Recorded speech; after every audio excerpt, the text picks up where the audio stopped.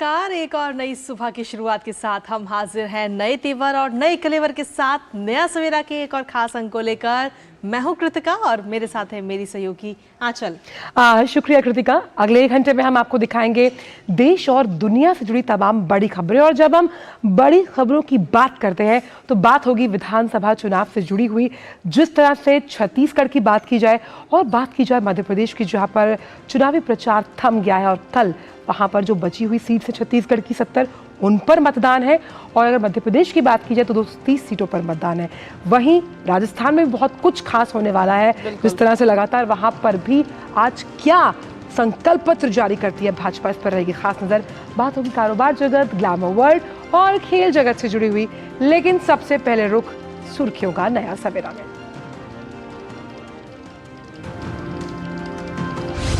राजस्थान के रण में आज बीजेपी जारी करेगी अपना संकल्प पत्र। जेपी नड्डा, अमित शाह, गडकरी समेत बीजेपी नेताओं की फौज करेगी धुआंधार प्रचार। तो वहीं मल्लिकार्जुन खड़गे और राहुल गांधी भी कांग्रेस के लिए संभालेंगे मोर्चा।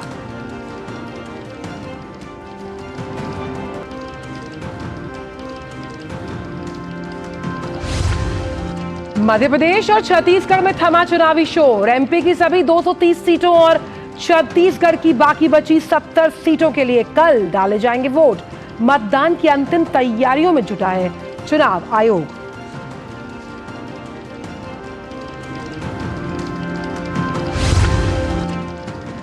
रक्षा मंत्री राजनाथ सिंह आज से इंडोनेशिया की यात्रा पर। आसियान रक्षा मंत्रियों की बैठक में लेंगे हिस्सा।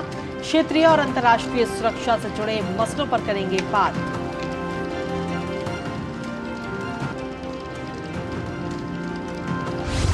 अंतर्राष्ट्रीय खबरों में इजरायली सेना का दावा, गाजा के सबसे बड़े अस्पताल से मिले हमास के कमांड सेंटर और हथियार। तो वहीं यूनाइटेड नेशन सिक्योरिटी काउंसिल ने गाजा में तत्काल मानवीय सहायता के लिए संघर्ष रोकने का किया आह्वान।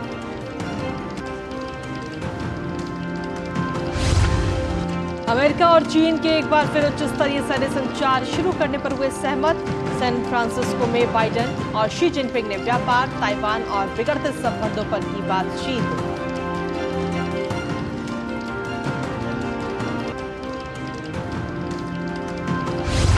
और खेल की खबरों में मोहम्मद शमी की 7 विकेट की बदौलत भारत ने सेमीफाइनल में न्यूजीलैंड को 70 रन से दी मात। 12 साल बाद क्रिकेट विश्व कप के फाइनल में बनाई जगह। कोलकाता में दक्षिण अफ्रीका और ऑस्ट्रेलिया के बीच दूसरा सेमीफाइनल आज।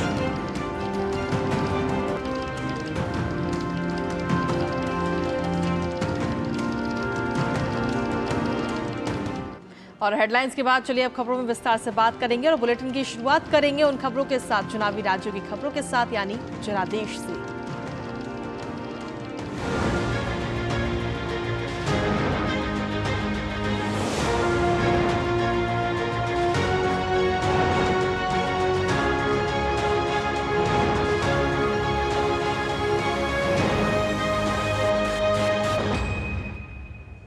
और जनादेश में चलिए सबसे पहले बात करते हैं राजस्थान की, जहां सियासी रण में आज भारतीय जनता पार्टी अपना संकल्प पत्र जारी करेगी।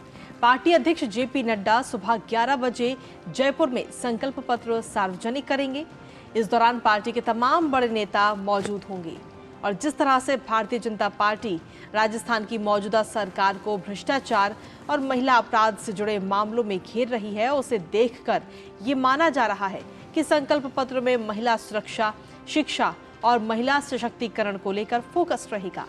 कहा यह भी जा रहा है कि संकल्प पत्र में उत्तर प्रदेश, मध्य प्रदेश के संकल्प पत्रों की झलक भी दिख सकती है। वहीं रोजगार, शिक्षा जैसे बुनियादी मुद्दों को भी पार्टी अपने संकल्प पत्र में शामिल कर सकती है। इसके बाद जेपी नड्डा दौसा के महुआ और सिकराय में 2 चुनावी रैलियां भी करेंगे। विधानसभा चुनाव के लिहाज से आज का दिन राजस्थान के लिए बड़ा होने वाला है, क्योंकि कांग्रेस और बीजेपी के बड़े नेता यहां चुनावी दौरे पर आ रहे हैं। खुद बीजेपी अध्यक्ष दौसा में प्रचार की कमान संभालेंगे। तो वहीं वरिष्ठ बीजेपी नेता और केंद्र में मंत्री अमित शाह आज देवली, उनियारा विधानसभा क्षेत्र में जनसभा करेंगे। फिर राजसमंद में चारभुजा नाथ मंदिर में दर्शन पूजन होगा। इसके बाद राजसमंद में ही कुंभलगढ़ में और भीम विधानसभा सीट पर मौजूद बीजेपी प्रत्याशी के लिए चुनावी रैली की जाएगी। इसके अलावा आज यूपी के सीएम योगी आदित्यनाथ अजमेर जिले के दौरे पर रहेंगे। पीपलदाम, केशोरापाटन, केकड़ी और पुष्कर में सभाएं होनी है। जयपुर और अलवर जिले में भी सभाएं करेंगे। वहीं कांग्रेस की बात करें तो अशोक गहलोत जहां राजस्थान को गारंटियां दे रहे हैं, तो वहीं कांग्रेस अध्यक्ष खड़गे और राहुल गांधी भी आज राजस्थान के रण में प्रचार अभियान में तेजी लाएंगे। राजस्थान की सभी 200 सीटों पर 25 नवंबर को चुनाव होने हैं।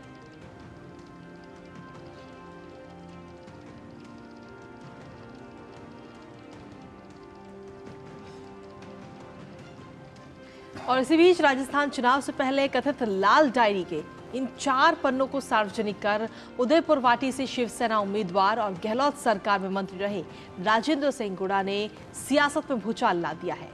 इन पन्नों में मुख्यमंत्री अशोक गहलोत के बेटे वैभव गहलोत के हवाले से लिखा है कि उनके पिता अशोक गहलोत हर बार वापस सरकार नहीं बना पाते और इस बार भी उनकी सरकार बुरी तरह हारेगी और उसका कारण भी वो स्वयं है।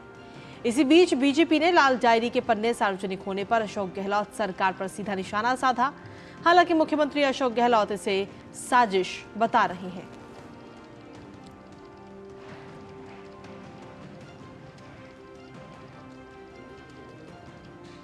और राजस्थान के श्री गंगानगर जिले के श्रीकरणपुर विधानसभा सीट पर चुनाव स्थगित कर दिया गया है।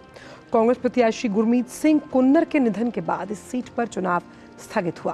निर्वाचन आयोग द्वारा इस क्षेत्र के लिए नई तारीख की घोषणा के बाद ही मतदान होगा।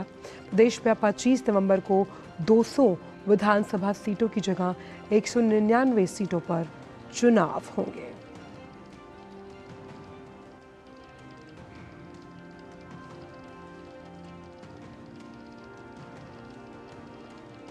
और जयपुर से ही जुड़ रहे हैं इस विधानसभा चुनाव से ताज़ा अपडेट्स के साथ हमारे संवाददाता मुरारी गुप्ता। मुरारी, सुप्रभात आपको। पहला सवाल तो यही कि जिस तरह से आज जिस संकल्प पत्र को लेकर भाजपा सुर्खियों में है, क्या तोड़ निकालेगी जिस तरह से कांग्रेस ने अपनी 7 गारंटियां दी हैं उस लिहाज से, और सूत्र बता रहे हैं कि फोकस महिला सुरक्षा पर रहेगा इस संकल्प पत्र में।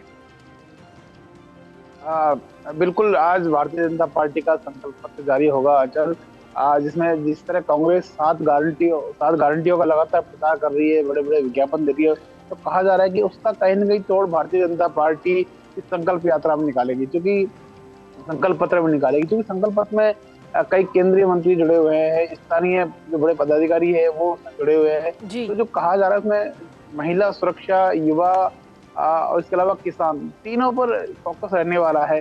क्योंकि इसमें एक बात और कही जा रही है कि भारतीय जो राजस्थान में जो वित्तीय प्रबंधन है गहलोत सरकार में पिछले 5 साल में, तो वो कहीं न कहीं बहुत कमजोर हो गया है। उसको मद्देनजर रखते हुए ये संकल्प पत्र बनाया गया है कि किस तरह पैसा कहाँ से आएगा, किस तरह पैसे को खर्च किया जाएगा। तो इस तरह जो बारीक चीज है उस पर ये संकल्प पत्र जारी किया जाएगा। और इसके अलावा कहा जा रहा है कि जो पेपर लीक जैसे मामले हैं या पूर्वी राजस्थान की बात करें तो ईआरसीपी एक बड़ा मुद्दा है, उस पर भी शायद इस जो संकल्प पत्र है उसमें घोषणा हो सकती है कि किस तरह वो ईआरसीपी को लेकर चीजें करेंगे, या महिलाओं को सुरक्षा के लिए किस तरह के नए कानून या किस तरह की चीजें इसमें हो सकती है, उस पर एक इसमें बात हो सकती है। क्योंकि पिछले 5 सालों से युवा यहाँ काफी पीड़ित है, खासकर पेपर लीक से जो बेरोजगार युवा है उनको लेकर। तो पेपर लीक को लेकर कोई हो सकता है कि कोई एक बड़ा कानून इस संकल्प पत्र में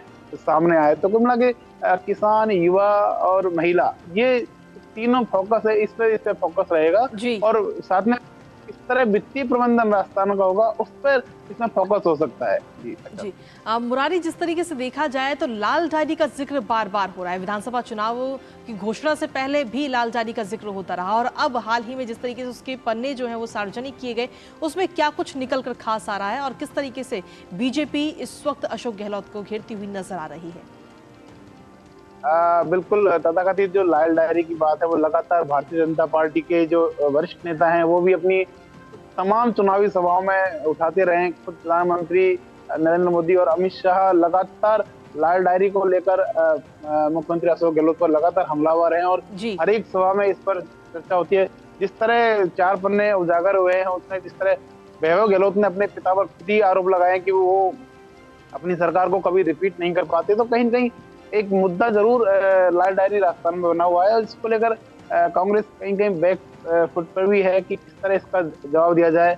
और गुड़ा ने जिस तरह फ्रंट में आकर ये पन्ने लीक किए हैं, तो कहीं न कहीं एक कहा जा सकता है इसका असर भारतीय राजस्थान में जो मतदाता है उनके जहन में कहीं न कहीं इस चीज का जरूर पड़ेगा कि किस तरह 5 साल में भ्रष्टाचार को लेकर, ये तमाम मुद्दों को लेकर सरकार काम करती रही है। तो निश्चित रूप से राजस्थान में जो विधानसभा चुनाव है उसमें लाल डायरी कहीं न कहीं जो मतदाता है उसके मन पर इसका असर डालेगी।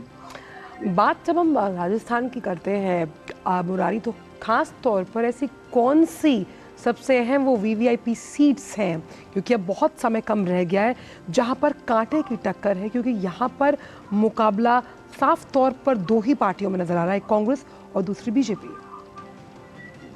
बिल्कुल, यदि हॉट सीट की बात करें तो अपने 7 सांसद भारतीय जनता पार्टी ने उतारे हैं, जिनमें किरोड़ी मीणा की बात करो या कर्नल राजवर्धन सिंह राठौड़ की बात करें, दिया कुमारी की बात करें, इस तरह कांग्रेस की अगर बात करें तो अशोक गहलोत खुद सरदारपुरा से चुनाव लड़ रहे, वसुंधरा राजे झालरा पाटन से चुनाव लड़ रही। तो कहीं न कहीं एक तरह से कह सकते हैं बड़े जो दिग्गज नेता है उनके सामने तो निश्चित से उतना कड़ा मुकाबला नहीं है, लेकिन कहीं न कहीं बहुत सारी जो सांसदों की सीटें हैं या कांग्रेस के जो वरिष्ठ नेता उनकी सीटें हैं, जो कहीं न कहीं एक मुकाबला जहां पर देखने को मिल सकता है। भारतीय जनता पार्टी ने भी कांग्रेस के जो बड़े उम्मीदवार हैं उनके खिलाफ मजबूत प्रत्याशी उतारे हैं। इसी तरह कांग्रेस के खिलाफ जो बड़े प्रत्याशी उनके खिलाफ भारतीय जनता पार्टी ने मजबूत प्रत्याशी उतारे। तो कहीं का एक अच्छा मुकाबला इस दौरान देखने को मिलेगा राजस्थान विधानसभा के चुनाव में। तो एक दिलचस्प मुकाबला हम कह सकते हैं, क्योंकि यहाँ पर भारतीय जनता पार्टी और कांग्रेस दो ही प्रमुख पार्टियां हैं। इसके अलावा हालांकि आरएलपी या ओबीसी की पार्टी और आजाद समाज पार्टी चंद्रशेखर रावण है उसकी पार्टी भी अब कहीं ना कहीं प्रयास कर रही है। पर जिस तरह भारतीय जनता पार्टी के जो वरिष्ठ नेता हैं, केंद्रीय मंत्री हैं, वो लगातार एक के बाद एक दौरा कर रहे हैं, उससे एक अच्छा मोमेंटम हम कह सकते हैं राजस्थान में जो विधानसभा चुनाव है उसको मिला है। मुख्यमंत्री अशोक गहलोत लगातार प्रवास कर रहे हैं और अपनी पार्टी के प्रत्याशियों के लिए लगातार जनसभाएं कर रहे हैं। तो एक अच्छा दिलचस्प मुकाबला 25 नवंबर को देखने को मिलेगा। चलिए, बहुत बहुत शुक्रिया मुरारी तमाम जानकारी और अपडेट्स देने के लिए। आप इस पर अपनी नज़र भी लगातार बनाए रखिएगा। तो कुल मिलाकर आंचल अगर देखा जाए तो राजस्थान में आज हम सबकी नज़र रहेगी, क्योंकि भारतीय जनता पार्टी की तरफ से संकल्प पत्र आज जारी किया जाएगा। बिल्कुल, और इस पर नजर रहेगी कि क्या तोड़ निकालती है भारतीय जनता पार्टी, जो 7 गारंटियां कांग्रेस द्वारा दी गई हैं और चुनावी शंखनाद इस वक्त शुरू हो चुका है। अगर बात इन तमाम राज्यों की जाए तो, लेकिन फिलहाल वक्त छोटे से ब्रेक का है। आप जुड़े रहिए डीडी न्यूज़ में नया सवेरा के साथ। It's another 6. रिचार्ज, जल्दी रिचार्ज करा। ये क्या किया? मैच तो गया। पेमेंट कैसे करेंगे? टोकनाइज कार्ड से। टोकन? हाँ, ऑनलाइन पेमेंट के लिए आरबीआई लाए हैं टोकनाइजेशन। एक बार कार्ड डिटेल्स, ओटीपी, सीवीवी डालकर टोकन जनरेट कीजिए। कार्ड भी सुरक्षित और बार बार डिटेल्स भरने की नो झंझट। वही सुविधा अधिक सुरक्षित। ऑलराउंडर वो की मैं। आरबीआई कहता है कि जानकार बनिए, सतर्क रहिए। पता है इन्वेस्टर्स के लिए कि इन्वेस्टर प्रोटेक्शन फंड होता है IPF, लेकिन अगर तुम्हारा ट्रेड एक्सचेंज पर एग्जीक्यूट नहीं हुआ या फिर कोई गारंटीड रिटर्न्स वाली स्कीम है तो ये IPF आपकी मदद नहीं कर सकता है। और अगर आपका ब्रोकर ही डिफॉल्टर बन जाए तो फिर IPF आपको कॉम्पेंसेशन दिला सकता है। कहाँ से सीखा? NSE की साइट पर। समझकर दादी, आज भी आपकी चाय की दुकान बंद थी? 1 महीने से बीमार हूँ, काम बंद और इलाज का खर्चा अलग। आयुष्मान कार्ड नहीं बनवाया? नाम सुना है, कहाँ बनवाना है, कैसे बनवाना है, इस उम्र में भाग दौड़। कार्ड अभी बन जाएगा। आयुष्मान ऐप पर जाकर अपना या परिवार के सदस्य का नाम लाभार्थी सूची में ढूंढें, आधार, OTP या फेस ऑथ द्वारा ऑथेंटिकेट करें, डिटेल्स भरें, अब मोबाइल से फोटो खींचकर अपलोड करें। बन गया। अब ठीक होकर अपने हाथ की चाय पिला दो। और एक प्रकार से पीएम जय अब गरीबों की जय बन गई है। 5 लाख तक के मुफ्त उपचार की गारंटी, स्वास्थ्य का वरदान आयुष्मान। और ब्रेक के बाद एक बार फिर से स्वागत है आप सभी का। बढ़ते हैं खबरों में आगे और अब बात करते हैं मध्य प्रदेश को लेकर। तो वहां पर भी विधानसभा चुनाव के लिए एक पखवाड़े से ज्यादा समय से जो धुआंधार चुनाव प्रचार चल रहा था वो कल शाम थम गया। अब केवल घर घर संपर्क के जरिए ही मतदाताओं तक अपनी बात पहुंचाई जा सकेगी। निर्वाचन आयोग आज से मतदान दलों को रवाना कर रहा है ताकि कल मतदान के दिन सभी व्यवस्थाओं को समुचित तरीके से उसका प्रबंध किया जा सके। और मध्य प्रदेश में चुनाव आयोग ने उम्मीदवारों पर नजर रखने के लिए व्यापक इंतजाम किए हैं। प्रदेश में 846 flying squads, 996 surveillance team, 109 quick response team कार्य कर रही हैं। और वहीं प्रदेश में कुल 376 अंतर्राज्यीय नाकों और 712 आंतरिक नाकों के जरिए निगरानी की जा रही है। वहीं मध्य प्रदेश में विधानसभा चुनावों के दौरान आदर्श आचरण संहिता के उल्लंघन की अब तक 9,980 शिकायतें प्राप्त हुई। खास बात यह है कि ये सभी शिकायतें सी विजिल ऐप के माध्यम से मिली। चुनाव आयोग ने इन सभी शिकायतों का त्वरित निराकरण किया और मध्य प्रदेश में सभी 230 सीटों पर कल सुबह 7 बजे से शाम 6 बजे तक वोट डाले जाएंगे। नक्सलग्रस्त कुछ विधानसभा क्षेत्रों में मतदान 3 बजे तक होगा। मध्य प्रदेश में कुल 2,533 उम्मीदवार चुनावी मैदान में हैं। इनमें महिला उम्मीदवारों की संख्या 252 है, जबकि एक प्रत्याशी थर्ड जेंडर से है।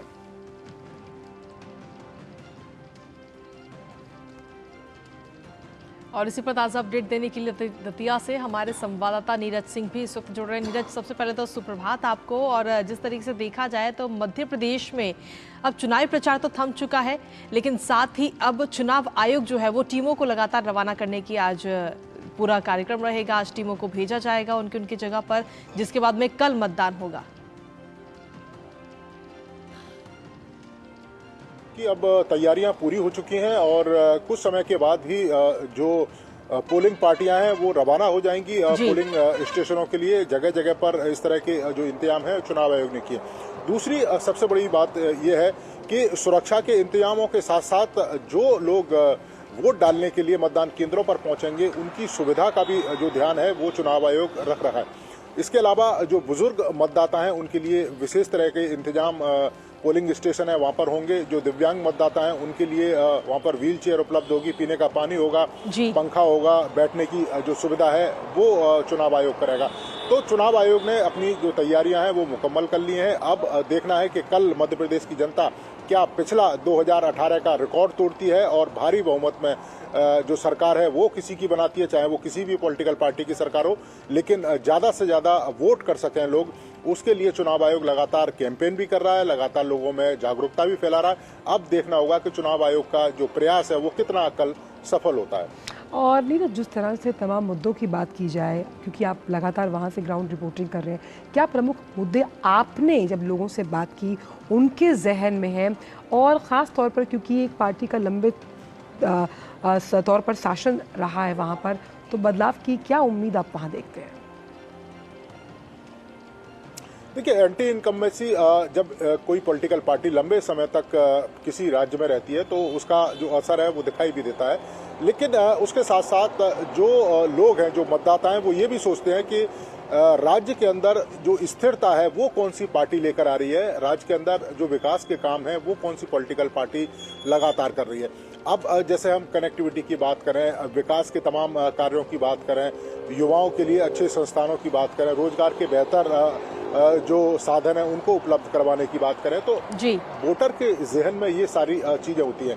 लेकिन मैं आचल बता दूं कि इस समय मैं दतिया में हूं। दतिया चंबल ग्वालियर संभाग का एक हिस्सा है और पिछली बार अगर देखें 2018 में जो चुनावी परिणाम निकलकर सामने आए थे, उस समय ज्योतिरादित्य सिंधिया कांग्रेस पार्टी के साथ थे और उस समय चंबल और जो ग्वालियर संभाग की 34 सीटों में से कांग्रेस पार्टी ने ज़्यादातर जो सीटें हैं 24 सीटें उन्होंने जीती थी और भारतीय जनता पार्टी को कम सीटें मिली थी, क्योंकि ज्योतिरादित्य सिंधिया का प्रभाव इस क्षेत्र में ज़्यादा है। लेकिन इस बार ज्योतिरादित्य सिंधिया वो भारतीय जनता पार्टी के साथ हैं, तो क्या अपना पिछला प्रदर्शन ज्योतिरादित्य सिंधिया दोहरा पाएंगे, एक जिम्मेदारी उनके ऊपर भी है। और दूसरी, अगर हम मालवा संभाग की बात करें, मालवा संभाग में जो 66 सीटें हैं वो तय करती हैं कि जो मध्य प्रदेश की गद्दी पर कौन बैठेगा। तो ये दो बड़े रीजन हैं जिनके आधार पर सरकार बनेगी। लेकिन इतना जरूर है, विकास एक महत्वपूर्ण मुद्दा है और उसी के आधार ये चुनाव लड़ा जा रहा है और जनता भी उसी के आधार पर वोट करेगी। चलिए, बहुत बहुत शुक्रिया नीरज, तमाम जानकारी और अपडेट्स देने के लिए। आप लगातार वहां बने रहिए और अपडेट्स हम तक पहुंचाते रहिएगा। तो ये तो बात रही मध्य प्रदेश की, क्योंकि मध्य प्रदेश में कल मतदान होना है। लेकिन साथ ही आपको बता दें कि छत्तीसगढ़ में भी विधानसभा चुनाव के दूसरे चरण में 70 निर्वाचन क्षेत्रों में चुनाव प्रचार कल शाम को खत्म हो चुका है और अब उम्मीदवार जो हैं वो घर घर जाकर के मतदाताओं को अपने पक्ष में करने का प्रयास कर रहे हैं। दूसरे चरण की 70 सीटों के लिए कल मतदान होंगे और इस चरण में कुल 958 उम्मीदवार चुनावी मैदान में हैं।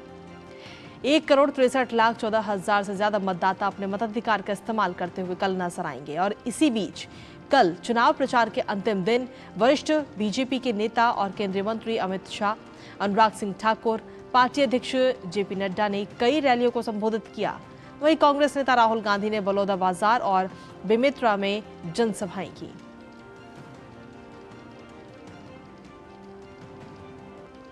और रायपुर से जुड़ रहे हैं हमारे संवाददाता धीरज कुमार। धीरज, सुप्रभात आपको।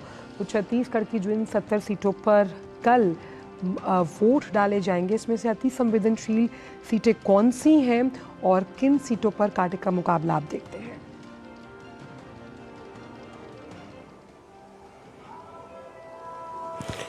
देखिए, छत्तीसगढ़ में जो कल शाम के 5 बजे जो प्रचार का शोर है वो थम गया।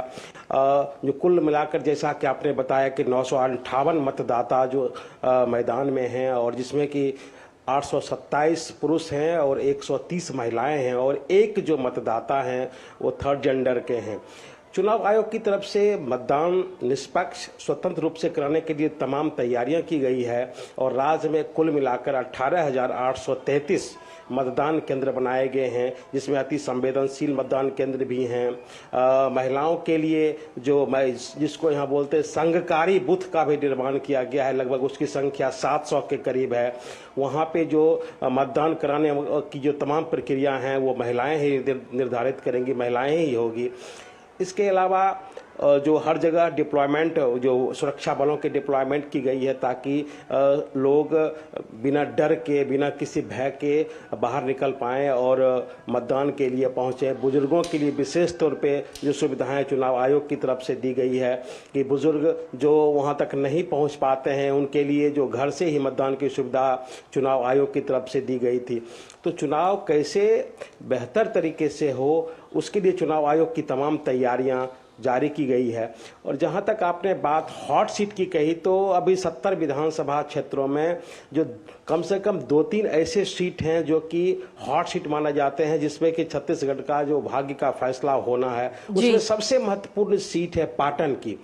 पाटन से मुख्यमंत्री भूपेश बघेल 7वीं बार वहां से उम्मीदवार हैं। भूपेश बघेल मुख्यमंत्री हैं। दूसरी तरफ विजय बघेल जो उनके भतीजे हैं भूपेश बघेल के, जो दुर्ग जिले के सांसद हैं, वो उम्मीदवार हैं।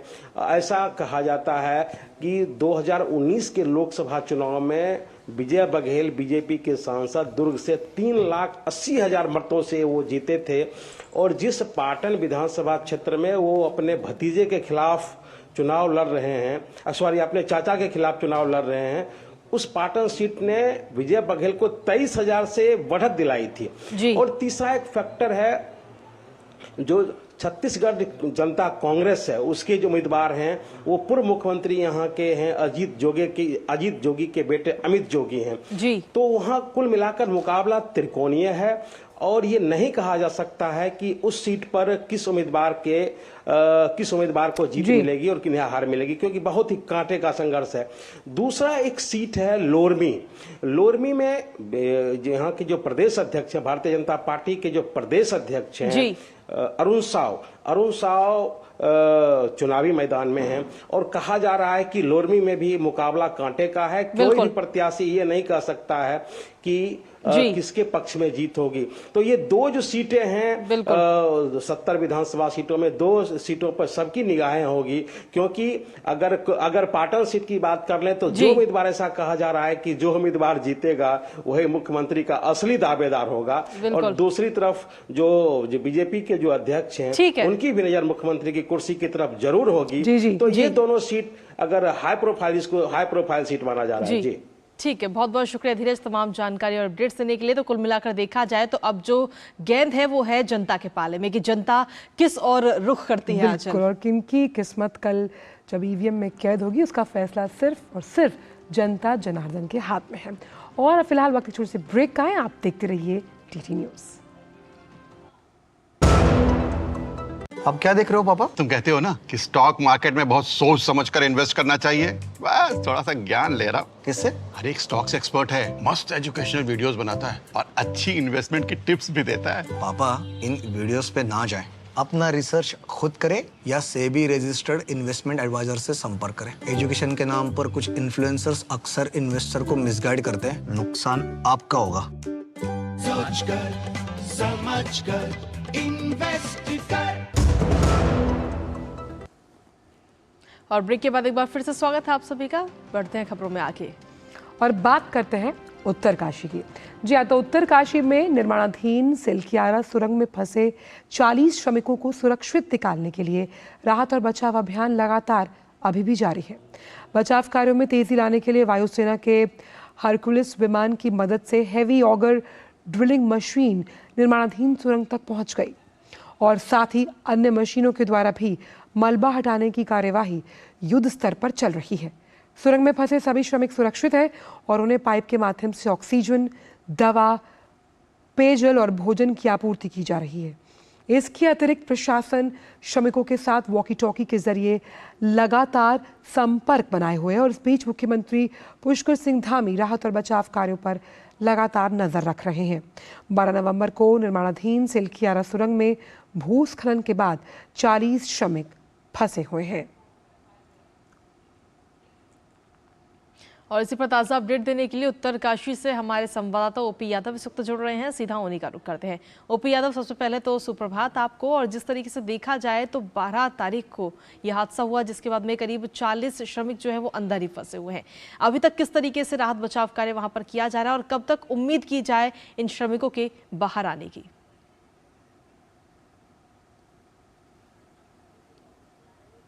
जी, अभी हम मौजूद है देवभूमि उत्तराखंड के यमुनोत्री गंगोत्री राष्ट्रीय राजमार्ग 134 पर सटे सिलकियारा टनल पर।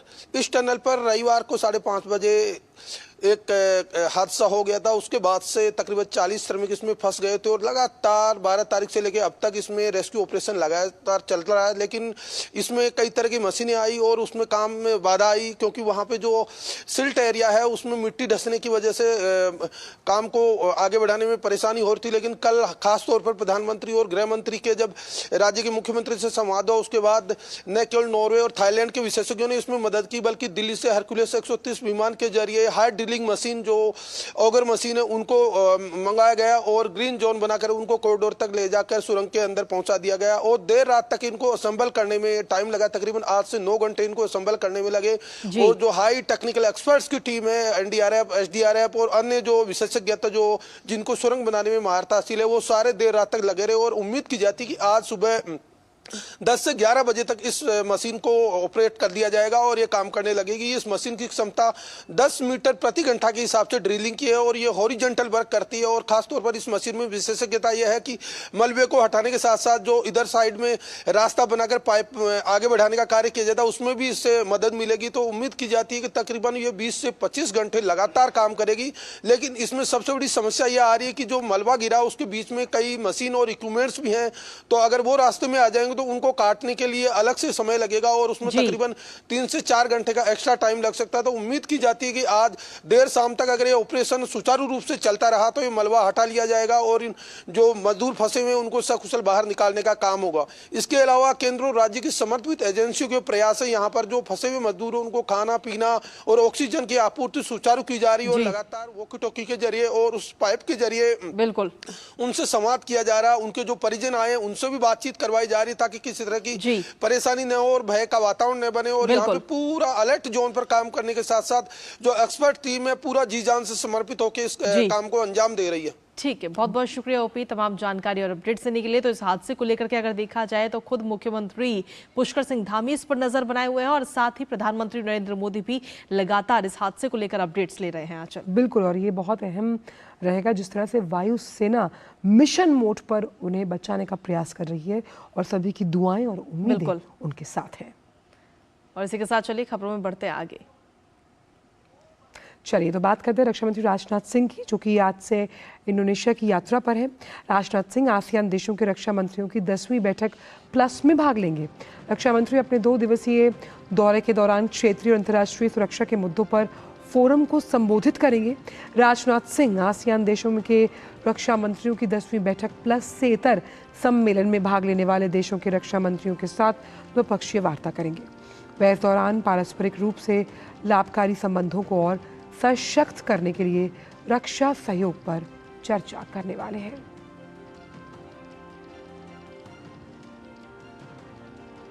और खबरों का सिलसिला नया सवेरा में यूं ही लगातार जारी है, लेकिन बुलेटिन में फिलहाल वक्त एक छोटे से ब्रेक का है। बने रहिए हमारे साथ और देखते रहिए नया सवेरा। तुम्हें पता है इन्वेस्टर्स के लिए कि इन्वेस्टर प्रोटेक्शन फंड होता है IPF, लेकिन अगर तुम्हारा ट्रेड एक्सचेंज पर एग्जीक्यूट नहीं हुआ या फिर कोई गारंटीड रिटर्न्स वाली स्कीम है तो ये IPF आपकी मदद नहीं कर सकता है।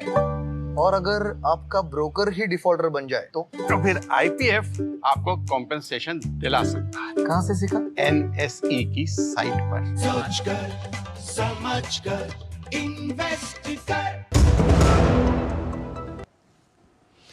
और ब्रेक के बाद एक बार फिर से स्वागत है आप सभी का। तो खबरें तो हम लगातार आप तक पहुंचा ही रहे हैं, लेकिन जो दर्शक अभी अभी हमारे साथ जुड़े हैं एक बार आंचल एक बार फिर से उनके लिए हेडलाइंस।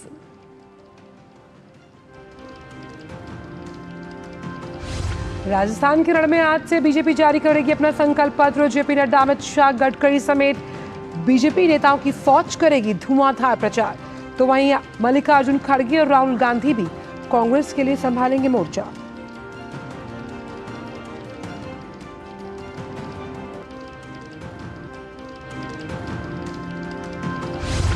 मध्य प्रदेश और छत्तीसगढ़ में थमा चुनावी शोर। मध्य प्रदेश की सभी 230 सीटों और छत्तीसगढ़ की बाकी बची 70 सीटों के लिए कल डाले जाएंगे वोट। मतदान की अंतिम तैयारियों में जुटा चुनाव आयोग।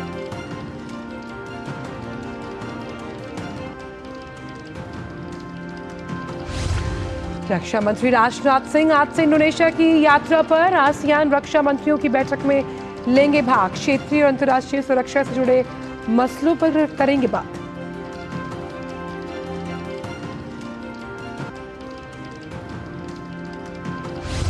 इजरायली सेना का दावा, गजा के सबसे बड़े अस्पताल में मिले हमास की कमांड सेंटर और हथियार।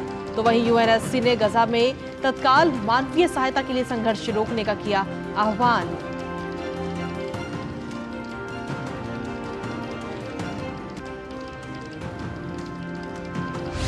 अमेरिका और चीन के बीच एक बार फिर उच्च स्तरीय सैन्य संचार शुरू करने पर हुए सहमत। सैन फ्रांसिस्को में बाइडेन और शी जिनपिंग ने व्यापार, ताइवान और बिगड़ते संबंधों पर की बातचीत।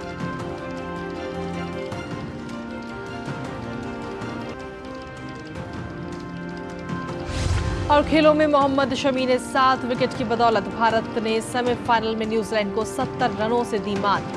12 साल बाद क्रिकेट विश्व कप के फाइनल में बनाई अपनी जगह। कोलकाता में दक्षिण अफ्रीका और ऑस्ट्रेलिया के बीच आज दूसरा सेमीफाइनल।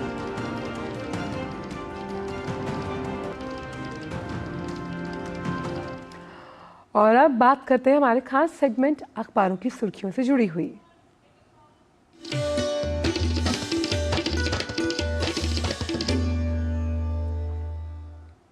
और अखबारों की सुर्खियां जानने के लिए सीधा रुख करते हैं इस वक्त न्यूज रूम का, जहां हमारी सहयोगी संध्या इस वक्त मौजूद है। संध्या, सबसे पहले तो सुप्रभात आपको।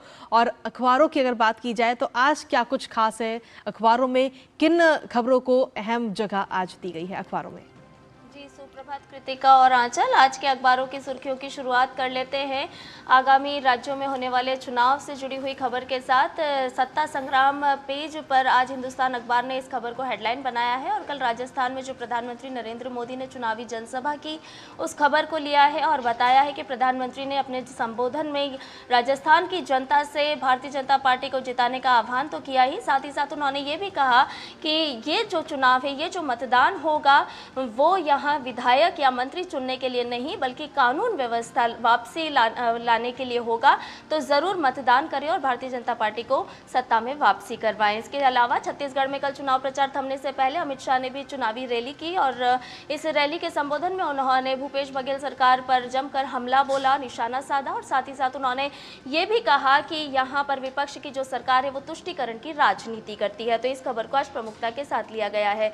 अगली खबर की बात करें तो ये दैनिक जागरण अखबार के दिल्ली जागरण पृष्ठ पर ली गई है और प्रदूषण से जुड़ी हुई खबर है। दरअसल दीपावली से पहले कुछ दिन जब बारिश हुई थी तो प्रदूषण के स्तर में कुछ कमी देखने को मिली थी, लेकिन 6 दिनों के बाद अब एक बार फिर से गंभीर श्रेणी में यहाँ पर प्रदूषण आ चुका है और इस खबर को आज बताया गया है, जागरण अखबार ने लिया है और ये भी बताया है कि अब दिल्ली में AQI एक बार फिर 400 अंक के ऊपर पहुंच गया है, जो कि गंभीर श्रेणी में है और चिंताजनक है। अगली खबर की बात करें तो ये है अंगदान से जुड़ी हुई। नवभारत टाइम्स ने आज इस खबर को लिया है और जैसा कि अंगदान महादान हम कहते हैं तो केंद्रीय स्वास्थ्य मंत्रालय की जो ये पहल है, जन जागरूकता की जो पहल है, वो अब रंग लाती दिखाई दे रही है। और आज आंकड़ों के साथ इस खबर को लिया गया है और बताया है कि 16 सितंबर से लेकर के 15 नवंबर के बीच लगभग 86,575 लोगों ने अंगदान के लिए रजिस्ट्रेशन करवाया है और इसमें 56% से ज़्यादा महिलाएं हैं। साथ ही ये भी बताया है कि कॉर्निया किडनी दान के लिए सबसे ज़्यादा रजिस्ट्रेशन हुए हैं। तो ये एक अच्छी खबर है अंगदान से जुड़ी हुई। अगली खबर राष्ट्रीय सहारा से मार्केट पेज पर ली गई है और बताया है कि दुनिया में अब महंगाई घटने से शेयर बाजार ने उड़ान भरी है और सेंसेक्स कल 742 अंकों की तेज़ी के साथ बंद हुआ, वहीं निफ्टी भी 223 अंक के ऊपर बंद हुआ। ये एक अच्छी खबर।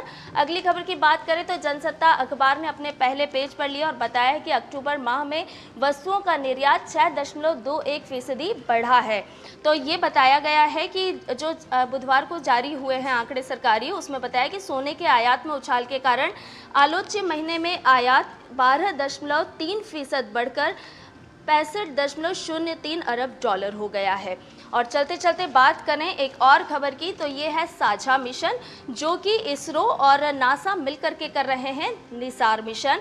अब पृथ्वी के जो बदलाव हैं उसकी स्टडी की जाएगी और इस खबर को आज हरिभूमि ने बताया है। भूकंप, ज्वालामुखी आने के कारणों को भी समझा जाएगा और ये जो नासार पृथ्वी की गहराई का अध्ययन तो करेगा ही, साथ ही साथ पृथ्वी के हर बदलाव को वैज्ञानिक इस पर नज़र रखेंगे और देखेंगे, समझेंगे। साथ ही साथ बर्फ की सतह और भूमि को भी परखा जाएगा। तो ये एक साझा मिशन होगा जो जल्द ही हमें देखने को मिलेगा। तो ये है आज के अखबारों की प्रमुख हेडलाइंस, प्रमुख खबरें। बहुत बहुत शुक्रिया संध्या, इन तमाम अखबारों की सुर्खियों को हम तक समेट कर लाने के लिए। और इसी के साथ चलिए बढ़ते हैं आगे और देखते हैं दुनिया भर से कुछ खास और अहम खबरें।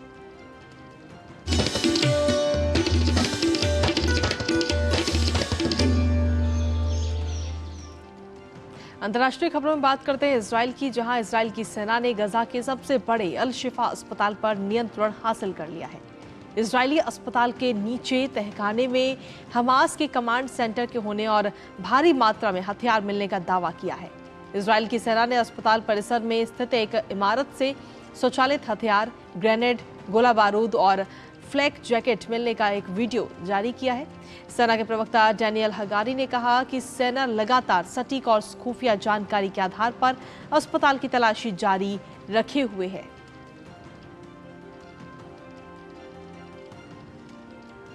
वहीं इजराइल हमास संघर्ष के बीच संयुक्त राष्ट्र सुरक्षा परिषद ने गाजा में मानवीय मदद के लिए संघर्ष रोकने की मांग वाले प्रस्ताव को मंजूरी दे दी। बुधवार को विशेष सत्र के दौरान लाए गए प्रस्ताव का 12 देशों ने समर्थन किया, जबकि अमेरिका, रूस और ब्रिटेन ने मतदान में हिस्सा ही नहीं लिया। नए प्रस्ताव में गाजा पट्टी में मानवीय मदद के लिए अंतर्राष्ट्रीय मानवीय कानून के पालन की मांग की गई। इसके अलावा बच्चों के लिए विशेष सुरक्षा की मांग की गई है। हालांकि माल्टा की तरफ से रखे गए इस प्रस्ताव में कहीं भी इजराइल में हमले रोकने की अपील नहीं की गई, जबकि चीन और रूस तत्काल संघर्ष विराम चाहते हैं। वहीं अमेरिकी राष्ट्रपति जो बाइडेन और उनके चीनी समकक्ष शी जिनपिंग ने करीब 1 साल बाद मुलाकात की। एशिया प्रशांत आर्थिक सहयोग शिखर सम्मेलन के दौरान दोनों नेताओं की ये मुलाकात सैन फ्रांसिस्को के फिलोली एस्टेट में हुई। दोनों नेताओं ने क्षेत्रीय और वैश्विक मुद्दों पर विचारों का आदान प्रदान किया, जिसमें जलवायु परिवर्तन, नशीले पदार्थों की तस्करी को रोकना और आर्टिफिशियल इंटेलिजेंस के मुद्दे शामिल हैं। बाइडेन ने आपसी सहयोग पर जोर देते हुए कहा कि हमें ये सुनिश्चित करना होगा कि हमारे बीच आपसी प्रतिस्पर्धा संघर्ष में न बदले। वहीं जिनपिंग ने अमेरिका चीन संबंध को दुनिया में सबसे महत्वपूर्ण द्विपक्षीय संबंध बताया। अब एक रुख कारोबार जगत से जुड़ी खबरों का, लेकिन फटाफट अंदाज में।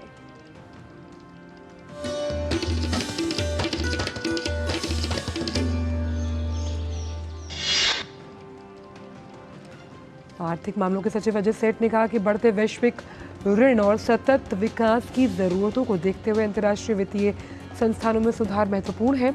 उन्होंने 21वीं सदी के लिए बहुपक्षीय संस्थान पर आयोजित सेमिनार में ये कहा कि बढ़ता वैश्विक कर्ज कई निम्न आय और मध्यम आय वाले देशों पर महत्वपूर्ण दबाव डाल रहा है। इसका असर इन देशों के विकास परिणामों में सुधार करने की क्षमता पर भी पड़ रहा है। दैनिक उपभोग का सामान बनाने वाली कंपनी डाबर को अमेरिकी अदालत में राहत मिली है। उसकी 2 विदेशी अनुषंगी इकाइयों डाबर इंटरनेशनल और डर्मोविवा स्किन एसेंशियल्स पर लगे आरोपों को हटा दिया गया है। भारतीय बीमा नियामक एवं विकास प्राधिकरण यानी इरडा ने जीवन और गैर जीवन बीमा कंपनियों दोनों के कमीशन सहित प्रबंधन के खर्च को लेकर मसौदा जारी किया। ये मसौदा नियमन समीक्षा समिति की सिफारिशों के आधार पर तैयार किया गया है। मुख्य आर्थिक सलाहकार वी अनंत नागेश्वरन ने कहा कि देशों के प्रशासन की रैंकिंग करने के विश्व बैंक के प्रमुख वैश्विक संकेतक विशेषज्ञ संस्थाओं की व्यक्तिपरक राय पर आधारित होते हैं, जिन्हें सदस्य देशों के संदर्भ की जानकारी नहीं होती है।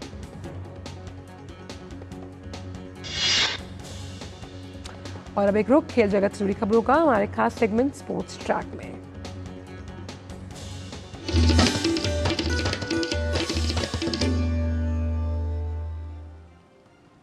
तो बात करेंगे वर्ल्ड कप की। कल मोहम्मद शमी ने कमाल कर दिया। 1-2 नहीं बल्कि शमी ने 7 ऐसे विकेट चटकाए जिसने भारत की 12 साल बाद फाइनल में पहुंचने की जो इच्छा है उसे पूरा किया है। न्यूजीलैंड को 70 रन से हराकर भारत अब तीसरी बार वर्ल्ड चैंपियन बनने से महज 1 कदम दूर है। कोहली ने भी इस मैच में मास्टर ब्लास्टर सचिन तेंदुलकर का रिकॉर्ड तोड़ दिया। देखिए रिपोर्ट। जीत के रथ पर सवार टीम इंडिया ने मुंबई के वानखेड़े में सेमीफाइनल मुकाबले में टॉस जीता और पिच और कंडीशंस को ध्यान में रखते हुए बल्लेबाजी का फैसला लिया। कप्तान रोहित शर्मा और शुभमन गिल ने तेज शुरुआत दी। रोहित और शुभमन ने छठे ओवर में टीम के स्कोर को 50 के पार पहुंचा दिया। रोहित शर्मा ने आक्रामक पारी खेली और 29 गेंदों पर 4 चौके और 4 छक्के की मदद से 47 रन बनाए। खतरनाक होती जा रही इस पार्टनरशिप को तोड़ा टिम साउदी ने, जिन्होंने 47 पर रोहित को विलियमसन के हाथों कैच करवाया। रोहित के आउट होने के बाद शुभमन गिल ने तेजी से रन बनाते हुए अपना अर्धशतक पूरा किया। गिल 79 पर रिटायर्ड हर्ट हुए, लेकिन कोहली जमे रहे और श्रेयस अय्यर के साथ उन्होंने 163 रन की साझेदारी की। कोहली ने इतिहास रचते हुए अपना शतक पूरा किया। इसी के साथ कोहली वनडे क्रिकेट में सबसे ज्यादा 50 शतक लगाने वाले बल्लेबाज भी बन गए। वो 117 रन बनाकर आउट हुए। दूसरे छोर पर श्रेयस अय्यर ने भी शतक पूरा किया। श्रेयस ने 105 रन बनाए। भारत ने निर्धारित 50 ओवर में 4 विकेट पर 397 रन का स्कोर किया। कीवी टीम के सामने 398 रन का लक्ष्य था और टीम ने तेज शुरुआत भी की, लेकिन मोहम्मद शमी ने 13 के स्कोर पर डेवन कॉनवे को चलता किया। इसके थोड़ी ही देर बाद रचिन रविंद्र भी 13 के ही स्कोर पर मोहम्मद शमी का दूसरा शिकार बने। हालांकि इसके बाद केन विलियमसन और डेरिल मिशेल के बीच तीसरे विकेट के लिए 181 रन की मजबूत साझेदारी आई। मिशेल ने इस बीच 85 गेंदों पर शतक भी लगाया, लेकिन यहीं से गेम एक बार फिर पलट गया। मोहम्मद शमी ने पहले 69 पर केन विलियमसन को और उसके बाद टॉम लैथम को 0 पर चलता कर कीवी टीम को एक बार फिर से दबाव में ला दिया। हालांकि इसके बाद एक बार फिर कीवी टीम ने वापसी की और डैरिल मिशेल और ग्लेन फिलिप्स के बीच 5वें विकेट के लिए 75 रन की साझेदारी सामने आई, जिसे तोड़ने का काम किया जसप्रीत बुमराह ने। बुमराह ने ग्लेन फिलिप्स को 41 के स्कोर पर आउट किया। डैरिल मिचेल की शानदार पारी 134 रन पर समाप्त हुई, जिन्हें मोहम्मद शमी ने आउट किया। इस विकेट के बाद न्यूजीलैंड की टीम दोबारा वापसी नहीं कर पाई। न्यूजीलैंड की पूरी टीम 327 रन पर सिमट गई और भारत ने मुकाबले को 70 रन से अपने नाम कर लिया।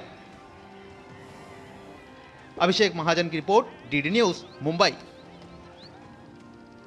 और वहीं विराट कोहली ने वनडे क्रिकेट में शतकों का अर्धशतक लगाने में कामयाबी कल हासिल की। टूर्नामेंट के 10 मैच में अभी तक कोहली के नाम 711 रन हैं और ऐसे में विराट कोहली किसी एक विश्व कप में 700 से ज्यादा रन बनाने वाले पहले बल्लेबाज भी बन चुके हैं। विराट की बात ही खास है। विराट का अंदाज बिंदास है। रन मशीन कहें या चेज मशीन, हर किरदार में कोहली का करिश्मा दिखाई देता है। और आखिरकार मुंबई के वानखेड़े स्टेडियम में इस धाकड़ बल्लेबाज ने वह कारनामा कर दिखाया जिसका इंतजार हर किसी को था। कोहली ने 106 गेंदों पर शतक लगाया, जिसके साथ ही उन्होंने वनडे क्रिकेट शतकों का अर्धशतक लगाने में कामयाबी हासिल की। कोहली ने 279 पारियों में ये कारनामा किया और मास्टर ब्लास्टर सचिन तेंदुलकर के 49 वनडे शतकों के रिकॉर्ड से खुद को आगे निकाल लिया। कोहली ने मैच के 42वें ओवर में लॉकी फर्ग्यूसन की गेंद पर 2 रन लेकर ये कारनामा किया। कोहली का इस विश्व कप में ये तीसरा शतक है। इससे पहले इस बल्लेबाज ने बांग्लादेश के खिलाफ 103 रन की पारी खेली थी, जबकि दक्षिण अफ्रीका के खिलाफ 101 रन बनाए थे। वहीं इस साल कोहली जबरदस्त फॉर्म में रहे हैं। 2023 में विराट कोहली का ये छठा शतक रहा। हालांकि इस विश्व कप में एक बात और खास रही कि किसी एक विश्व कप में सबसे ज्यादा रन बनाने के मामले में भी कोहली ने मास्टर ब्लास्टर के 673 रन के रिकॉर्ड से भी खुद को आगे निकाला। किसी एक वनडे विश्व कप में 700 से ज्यादा रन बनाने का रिकॉर्ड भी अब कोहली के नाम हो गया है। विराट 117 रन पर जरूर आउट हो गए, लेकिन कामयाबी की एक बड़ी तस्वीर को अपने सामने रख गए हैं। Sports desk, DD news. और बात करते हैं क्रिकेट विश्व कप में जो आज दूसरा सेमीफाइनल है उसके मुकाबले की। दक्षिण अफ्रीका और ऑस्ट्रेलिया की टीम कोलकाता के ईडन गार्डन्स में भिड़ने वाली है। आज के मुकाबले में ऑस्ट्रेलिया के पास 6वीं बार फाइनल में पहुंचने का मौका होगा, तो वहीं अफ्रीकी टीम की नजर पहली बार विश्व कप के फाइनल में जगह बनाने पर होगी, तो इस पर रहेगी सब क्रिकेट प्रेमियों की खास नजर। और चलिए नया सवेरा में बढ़ते आगे और बात करते अपने अगले सेगमेंट की सिने जगत से खबरों की।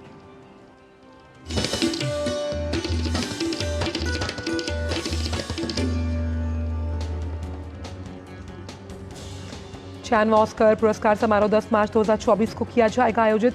ऑस्कर अवार्ड्स 2024 को इस बार भी कॉमेडियन जिमी किमेल ही होस्ट करेंगे।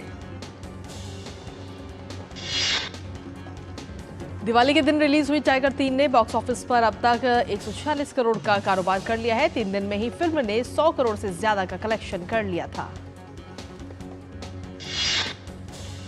दिल्ली एनसीआर में बढ़ते वायु प्रदूषण को देखते हुए गायक रैपर हार्डी संधू ने राष्ट्रीय राजधानी में 18 नवंबर को होने वाले आगामी शो में फेरबदल किया। जल्द ही वो नई तारीख का ऐलान करेंगे। सोशल मीडिया पर उन्होंने जानकारी साझा की। साउथ के मेगा स्टार ममूटी इन दोनों अपनी feature film Kaithal the core को लेकर चर्चाओं में है। इस मलयालम फिल्म का ट्रेलर रिलीज हो गया है। फिल्म 23 नवंबर को सिनेमाघरों में रिलीज होगी। और अब बात एक खूबसूरत पहल से जुड़ी हुई।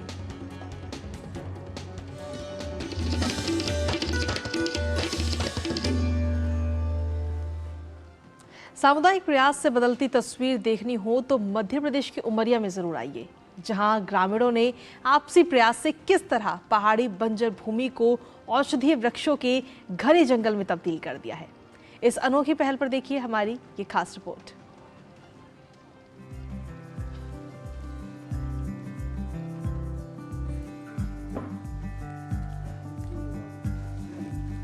मध्य प्रदेश के उमरिया जिले के सघन वन और शुद्ध पर्यावरण पूरी दुनिया में प्रसिद्ध हैं।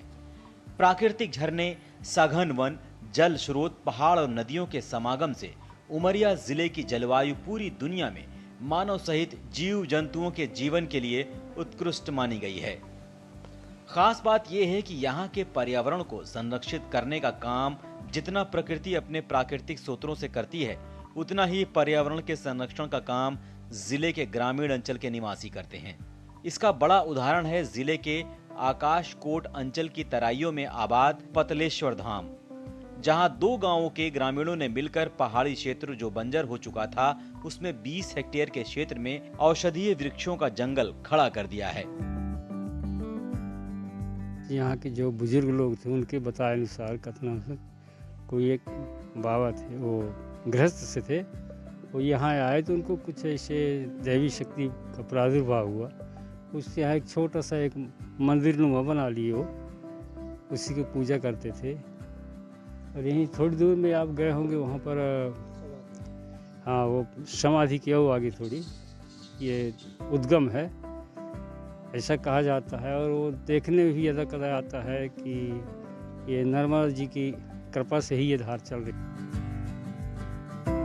जिले के ग्राम अमुआरी और तुम्बादार के ग्रामीणों ने जंगल को बचाने की दिशा में तकरीबन 2 दशक से पूर्व ये प्रयास शुरू किया, जिसका परिणाम अब सबके सामने है। वर्तमान में पतलेश्वर धाम के नाम से मशहूर यह स्थान अब धार्मिक आस्था और पिकनिक स्पॉट के रूप में विकसित हो चुका है। पहाड़ की तराई पर लगाए गए औषधीय वृक्षों की जड़ों से जल की एक धारा भी प्रवाहित होती है, जिसे लोग नर्मदा नदी का अंश मानते हैं। यहाँ भगवान शिव और हनुमान की प्रतिमा के साथ साथ 2 बड़े तालाबों का भी निर्माण कराया है, जिससे पतलेश्वर धाम का दृश्य अत्यंत रोमांचकारी हो जाता है। ये पानी जो है मैया जी के नाम से जानते हैं और यहीं से उद्गम होता है और कुछ दूरी जाके तालाब के पीछे से समाप्त हो जाते हैं। हाँ ये और अब बात करते हैं आपकी सेहत से जुड़ी हुई।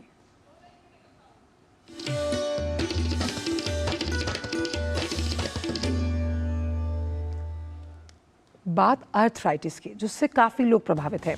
अर्थराइटिस कई प्रकार का होता है, ज़रूरी है कि सही समय पर इसका इलाज शुरू हो।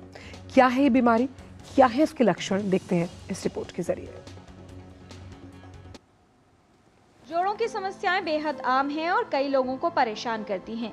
लेकिन जब जोड़ों में समस्या के कारण रोजमर्रा की क्रियाएं प्रभावित होने लगें, तो बात चिंता की है, क्योंकि इसका कारण अर्थराइटिस रोग हो सकता है।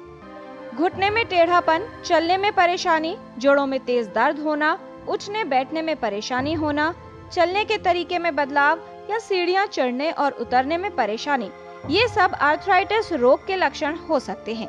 रूमेटॉइड अर्थराइटिस में जोड़ों की परेशानी के अलावा मुंह और आंखों का सूखापन और गुर्दे पर भी प्रभाव हो सकता है। यहाँ तक कि महिलाओं में गर्भपात की जटिलता भी उत्पन्न हो सकती है। तो इसमें 2 टाइप की अर्थराइटिस होती है, एक एज रिलेटेड अर्थराइटिस और एक होती है नॉन एज रिलेटेड गठिया टाइप की अर्थराइटिस। और एज रिलेटेड अर्थराइटिस में अगर आप अपना वेट ठीक रखें, एक्सरसाइज करते रहें, थाई मसल की एक्सरसाइज करते रहें जो कि वॉक में नहीं हो पाती है, अलग से टाइम देना होता है, और अपने न्यूट्रिएंट्स ठीक रखें, तो काफ़ी हद तक एज रिलेटेड अर्थराइटिस को आप रोक सकते हैं। और कभी एक एज पे आपको पालती मार के उठ बैठने में प्रॉब्लम होने लगती है, तो वो अवॉइड करें उस स्टेज पर। और दूसरी है गठिया वाली अर्थराइटिस, उसका भी इलाज अगर आप जैसे ही आपको पता चलती है प्रॉब्लम हो रही है, आप मॉर्निंग में स्टिफनेस हो रही है, तो आप तुरंत रूमेटोलॉजिस्ट के पास जाएं। और उसका भी ट्रीटमेंट अगर आपने अर्ली स्टेज में शुरू कर दिया, तो उसमें भी आप काफी हद तक जॉइंट को बचा के रख सकते हैं। शुरुआती दौर और आइए अब नया सवेरा में बात कर लेते हैं मौसम से जुड़ी हुई।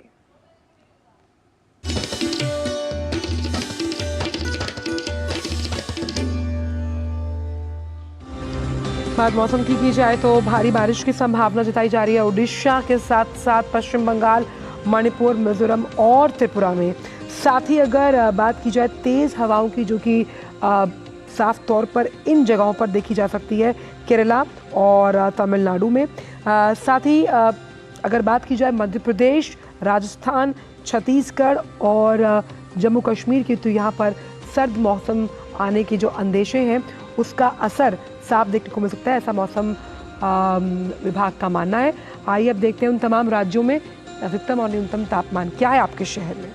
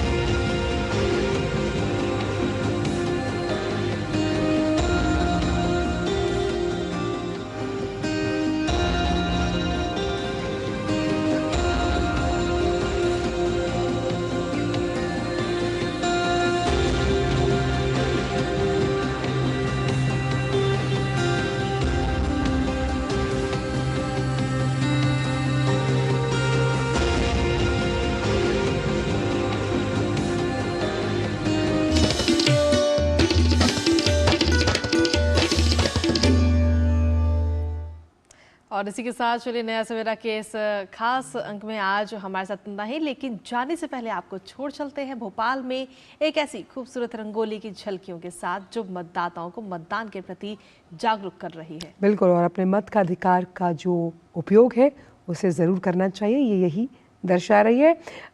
इन्हीं खबरों में अब विराम देते हैं और आपसे मुलाकात होगी कल। तब तक के लिए मुस्कुराते रहिए, सशक्त रहिए। नमस्कार।